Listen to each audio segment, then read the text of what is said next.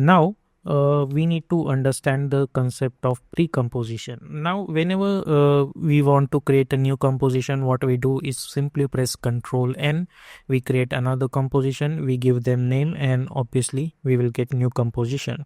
But what will happen if I want this star should be in another composition? For example, right now it is in this main animation, but I want the star should be in another composition. So there are two ways. You can simply press Ctrl N and you can call it as star.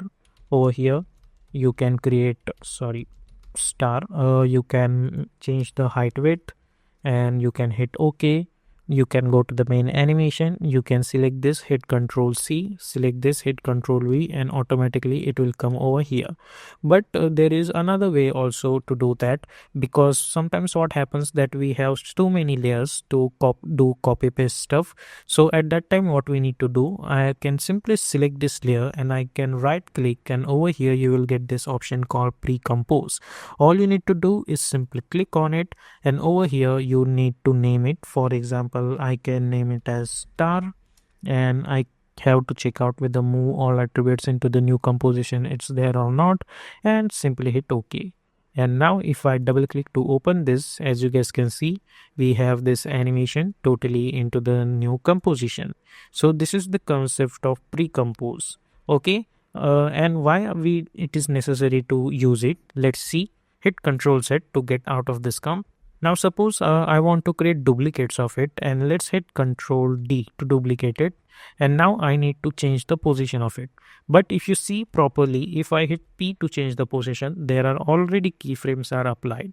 Okay, so it's very difficult to create a duplicate and change the position of each and every one. Okay, and so for that what we need to do is I can select this layer, I can press Ctrl Shift C, which is a shortcut key for pre-compose, and then I can call it as star, and I can hit OK.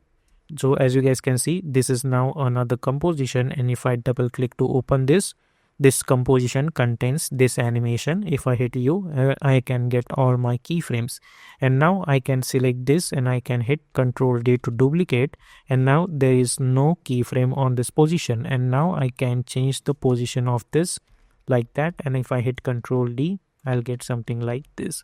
And one awesome thing about this stuff is that if you go inside this and if you change the color of this one, you can simply get that change in each and every composition like that. Okay, so this is how this composition works. Similarly, one thing you need to understand that suppose for example this second one, which is this one, I don't want this same animation, I want different animation. But if I go inside this and if I change this stuff over here, obviously all of them are gonna change. So at that time what we need to do, we need to select this layer, right click, and we have to go to the reveal and reveal layer in source project. Basically it will show this layer over here. For example, let this select this layer. If I select this, right click, reveal layer in source project, so it will show me over here. And then in project window I can hit Ctrl D over here. So what will happen, it will create a total new composition. From name itself, as you guys can see, now this star 2 is completely different from this star. So if I go inside this and if I change the color of this one over here, as you guys can see, we are not gonna see this over here because this is star and we have changed in star 2. But if I go to the second layer, I'm going to select this star 2 and I'll press Alt on my keyboard and I'll simply drag and drop on this one to replace it. So as you guys can see, the layer has been replaced. Okay, so this is the use of pre-composition, and this is how you can manipulate each and every one. Okay, but for this animation we don't need to create multiple duplicates.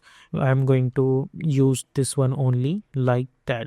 Okay, so this is the concept of pre-compose. Obviously whenever we are going to do practical animation, we'll get a chance to learn this in depth, but right now all we need to do is this much only. Simply select your animation, press Ctrl Shift C. So what will happen, it will go into the new composition.